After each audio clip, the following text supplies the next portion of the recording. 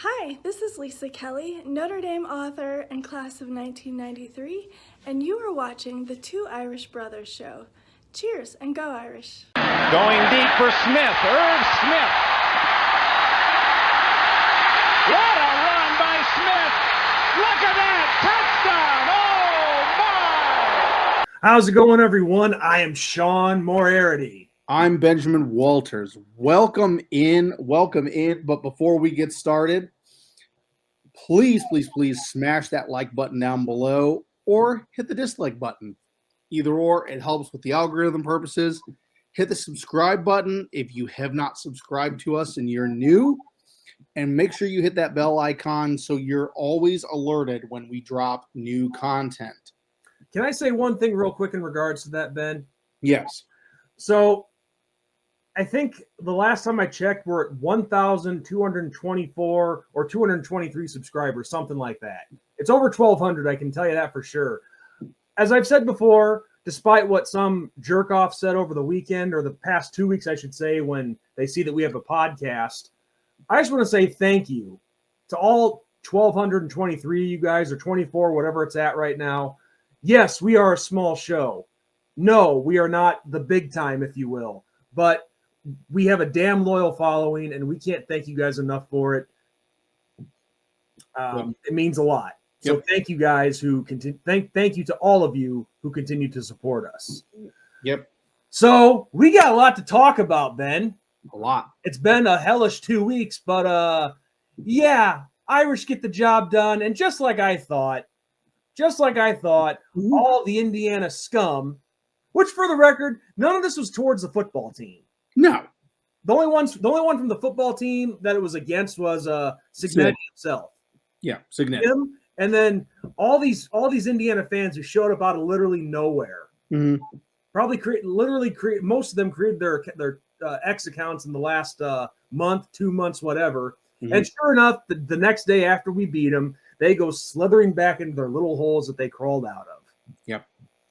And, you know, a lot of you guys probably saw the anger video that I made, you know, telling them to go home and all that. That was real emotion, people. That was not me putting on a show. These people have pushed. Well, I like to think I can speak for you too, Ben. You were pushed to your limits. I know I was pushed to my limits. It's a rare day when Ben steps into the ring and gets down and dirty with other fans. So, well, it's just all the times these past 2 weeks, leading up to the game, that is, being called fat, both of us being called a couple of pedophiles, uneducated, uneducated, having smart asses ask for where's your Notre Dame degrees at? Which, what does that even matter if we went to the school or not? Oh no, we did not go to Notre Dame or graduate from there. Big freaking deal. So yeah, because I had a guy, Ben, a Wisconsin fan, ask me like, "Man, you're being a sore loser, aren't you?" Like, dude, you put up with what we've had to put up with the past 2 weeks. I saw the comment. Yeah, no, I agree. Yeah, it was one of those, and we'll get to this recap in a minute. Yeah, it was one of those that for the situation at hand, y'all are running your mouths a little too much. You're acting like you're Alabama, Georgia, Clemson, Ohio State, yada. Michigan, because Michigan won the national title last year. Dude, have some humbleness, okay? Be grateful for where you're at, because nothing should be taken away from this Indiana team, okay? Like, you went 11-2 this year, okay? Like, that's insane for an Indiana program. Like, just absolutely insane. You did stuff that hasn't been done ever. Like, and coming into this game, I was excited. I was excited to see a team like Indiana make it. I was excited to see, you know, the little guy get in. And then came the arrogant tomfoolery that was the Hoosier fan base. And it was just crazy because it's like, what have you guys done? Like, what, other than this 11-2 or 11, it was 11-1 coming into the game season, like, what have you done? Nothing. Like, what are you talking about right now? Well, let me tell you one thing. Couple things that John from Always Irish pointed out, because I got to give credit where credit's due here. it's just like a book. You always got to list your footnotes and your sources, right? Yep. Well, first off, John told me that I don't know if he was just talking about me or both of us, but he said that I do my best work when I'm angry. Yeah. Well, to address that real quick, one, I got to be legitimately angry about something. I can't just be angry all the time about everything. Right. So, but also he said this, which I don't know if you saw this on one of his live shows. I left a comment saying something about all this, and he says, well, Indiana fans just suck at social media. And he's right. They did, big time. Just completely terrible, just sucked at it. Yeah. You know who also sucked, though? Who? The football team. I mean, because we're about to get into it, but where was this dominant, vaulted, undaunted offense that drops 50-plus points a game? Where was that at? Like, did we see that on Friday night? I didn't see it. And I mean, let's get into it, Sean. Like, yes, let's just start talking about the game before we get. Look at the stats. I mean, like, look, they had a grand total of 90 yards rushing in the game. 60 net with a 27 loss. Okay. Passing and receiving, 215 yards grand total. We had 215 yards rushing. Now, everybody can say, oh, well, Jeremiah Love ripped off a 98-yard touchdown run, which was absolutely fantastic and blew the game wide open. Let's just say that. But we absolutely dominated Indiana when it came to offense. This defense, once again, for Notre Dame, stepped up and made a statement. And people can say, oh, well, look at the score, though. They scored 17 points. Yeah, 14 of them was in garbage time with starters sitting out. Okay? Yeah. So let's just go there right now. We had one bad break on an onside kick that we lost. Right. Now, actually, it wasn't even a bad break. Let's not, you can't even, I'm not even going to go that far. That was an absolutely gorgeous onside kick by Indiana. Could not have, that was one of the only things they did right the entire game. That was executed to near perfection. Well, you could say perfection because they got the ball back, but you got to give that to them for sure. Absolutely. But that was a very, I saw that ball bounce and I saw that dude right there and I'm like, yep, he got it. And we didn't even have a chance in that situation. That was just insane. But overall, no, we dominated every facet of this game.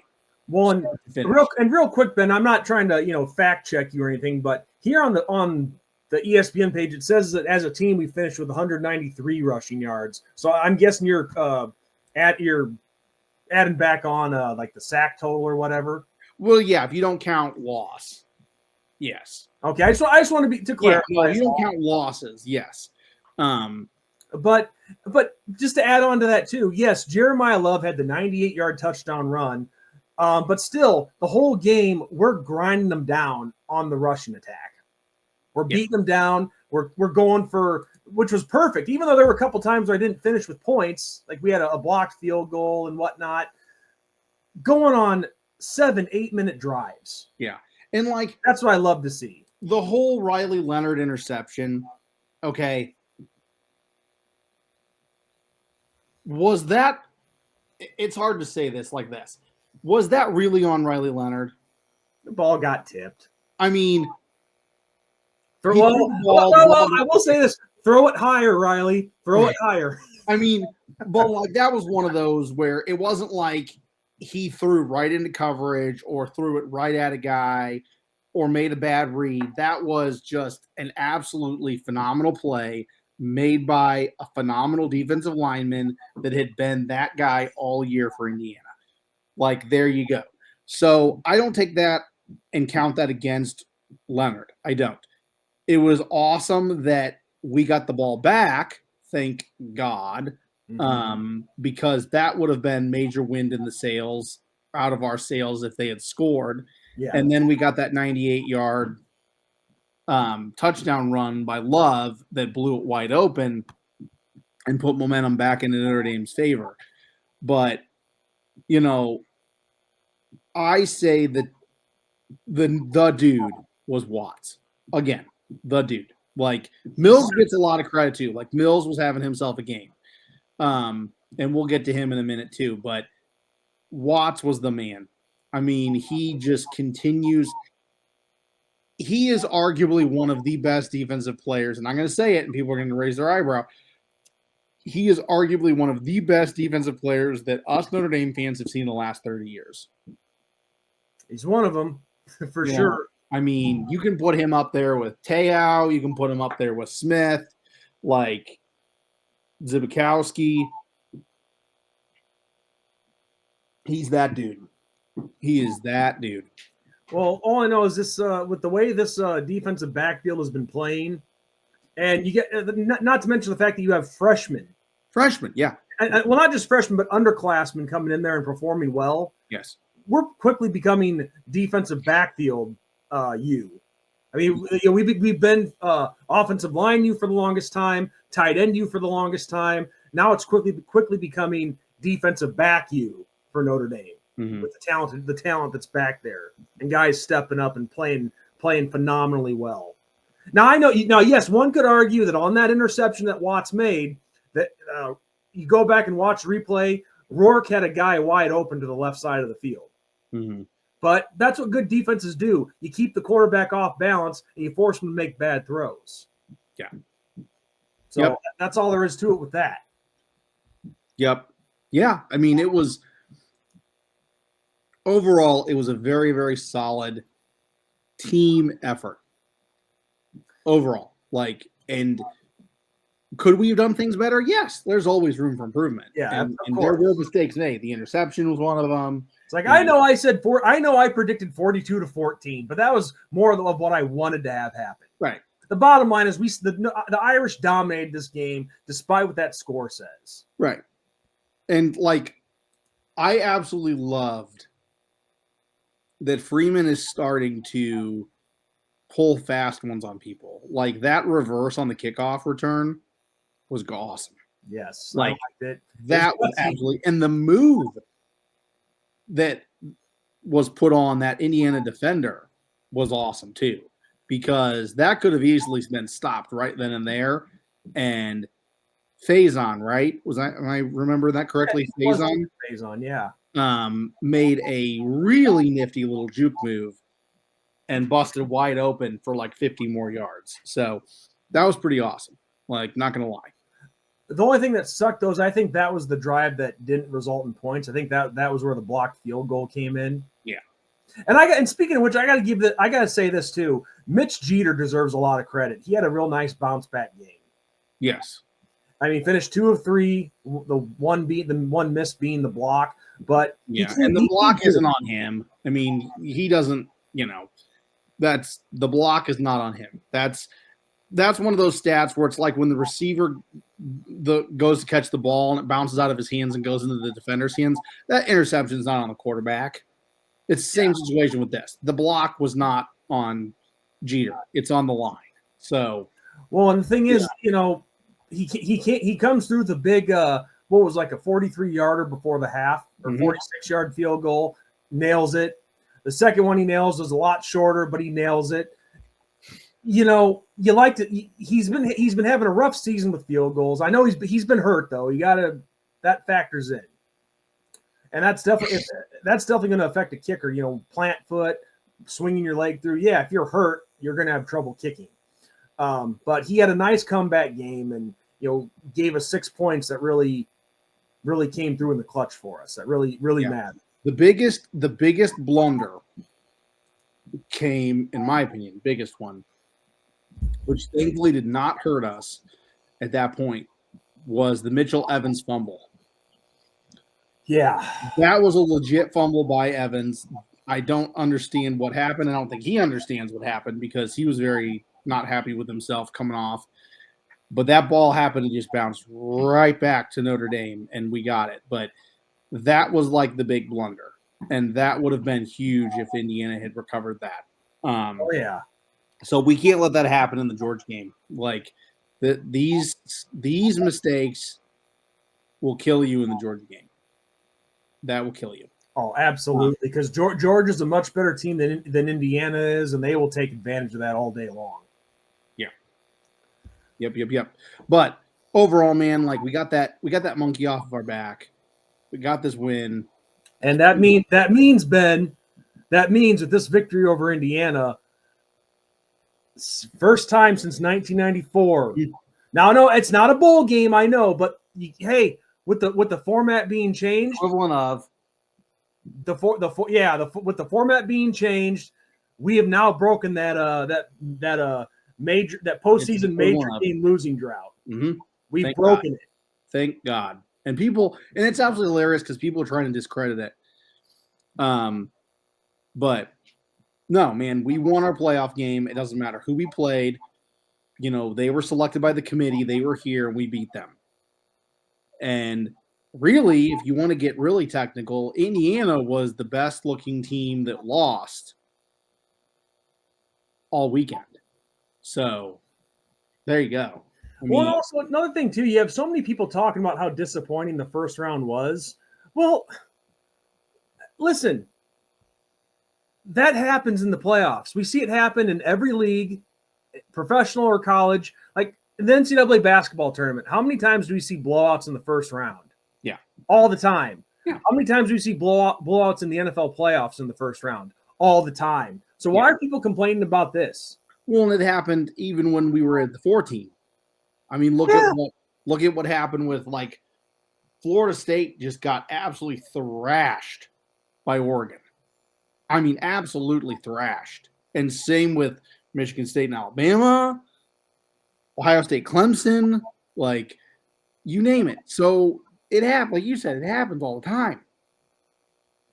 It's just, I don't know. I guess if you wanted to fix it, then maybe this is where you get rid of first round buys to conference. I was about to say, yeah. Well, I mean, like have Notre Dame play Georgia instead then and have yourself a dogfight. Like, yeah, I mean, well, this is what they should do. I mean, yeah, have the conference champion have that matter. The conference champion gets an automatic bid. They get an automatic bid. And they host. Like, do that instead of giving them a bye. Make it where it was like Notre Dame traveled down to Athens. You know? Yeah, or something like that. Or Ohio State traveled to Eugene to take on Oregon, you know? Like, make it like that. Instead of Notre Dame hosts and Ohio State hosts and Penn State hosts and all that. So this is something my brother suggested. Tell me what you think of this. He thought they should just get rid of conference championship games and just have it be a regular season conference champion. Hear your thoughts on that, people. Give your comments in the comment section below. Yeah, we want to hear basketball. Instead of tournament champion, it's conference or regular season champion. Yeah, and then just get rid of the conference games. Because you can have basketball you can be champion twice. Right. Regular season and tournament champion. Yes. And we've seen teams in basketball make it in by winning the tournament. You know, like they're on the bubble looking in, and then they go on a tear and win the tournament, and they make it in. So, but the thing is, this is the bottom line is this. This is the first year of the 12-team tournament. Figuring it out. We're figuring it all out. There's going to be some trial and error here.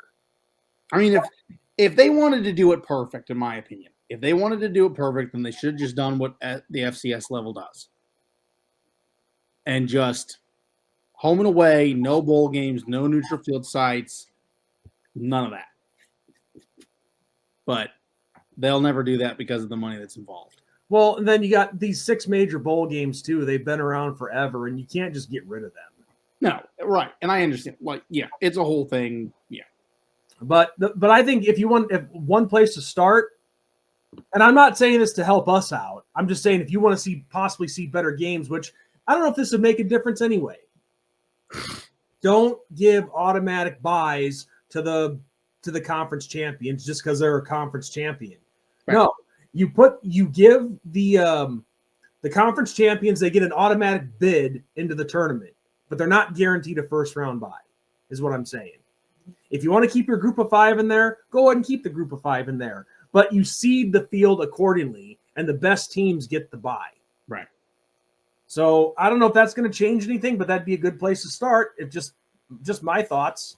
Mm-hmm. So, but yeah, no. This was a great first round for Notre Dame. What was great about this is we don't rush the field for something like this, but this definitely gets that monkey off of our back of major postseason wins. First time, so the first time since the '94 Cotton Bowl, Notre Dame has won a major postseason game. Yep. But here's the thing: the Sugar Bowl. If we were to, we'll talk about Georgia later. But if I'll say this much, and tell me if you agree or disagree. Either way is fine. If we beat Georgia in the Sugar Bowl, then we'll really start to feel it. Mm-hmm. Oh, yeah. I mean, we've gotten that monkey off our back, but if we win the Sugar Bowl, then we'll really start to feel like it. Yeah. Oh, yeah. So, but with that said, Ben, 2 other things I got to mention. One, I'm not going to mention specifically, but 2 things that had me laughing this past weekend. Shane Gillis, when he called Nick Saban Alabama Brown and basically called him a cheater to his face. Mm-hmm.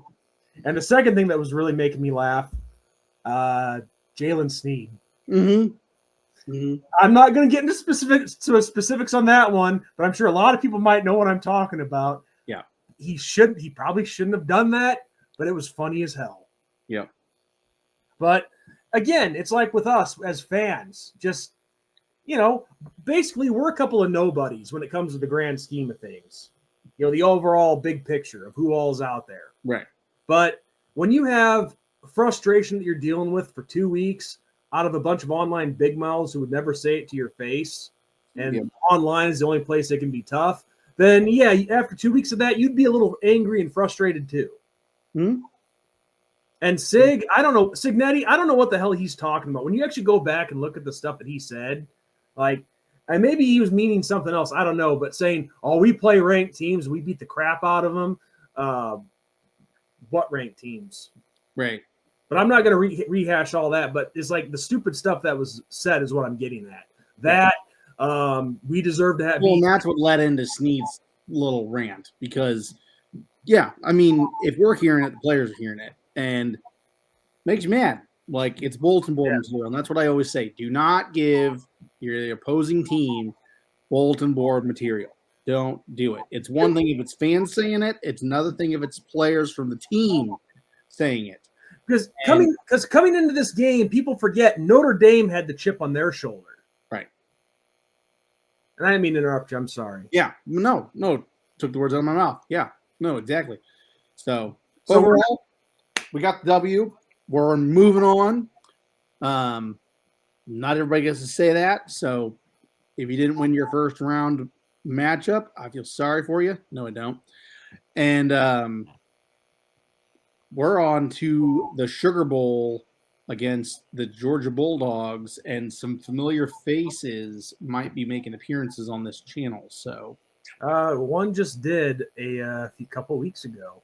So, and here's the thing. I want to say this real quick. The majority of this I'll save for when we start getting into Sugar Bowl week and whatnot. But I will say this: despite basically only one person that I've had issues with, I have nothing against the Georgia Bulldogs. No, neither do I. A lot of their fans are very classy, and in my experience, there's a few SEC teams that I have nothing against. And Georgia's one of them. We owe them a butt kicking. Like, I will say that. Like, we owe them a butt kicking because they got us twice. They got both a home and away game against us, and they were good games. They will say that. But so we owe there's a owedness, if you will. But yes, I have nothing against Georgia. Nothing. No. And it'll be cool to see them again, and it'll be a fun matchup. And I'll say this: their fans have room to talk smack because they've won 2 of the 3 last national championships. They literally almost repeated. Like, you talk, you get there's a difference between y'all and Indiana. Like, there's a big difference. Y'all been to the top of the mountain and gotten there and stayed there. Indiana hasn't been there ever. So there's that. And I'll say this: when I was down there in Athens in 2019, I had a real nice experience. Everybody was nice. There was only one person that. And there's always going to be one. There was only one. All he said was, "There's always going to be one." All he said to me was, "You're effed." Yeah, that was it. Yeah. If that's the worst experience you get when you're on another team's campus, then you got it pretty good. Right. Yep, I agree. So with that said, Ben, nice win against Indiana. Nice chance to, or nice opportunity that we finally got the monkey off of our back in major postseason games, and it's on the next one, on to the Sugar Bowl. Mm-hmm. So with that said, I'm Sean Moriarty. I'm Benjamin Walters. And as we always say in every video, good night, God bless, and for this one, to all the Indiana fans out there talking smack, bye-bye, and go Irish. Go Irish.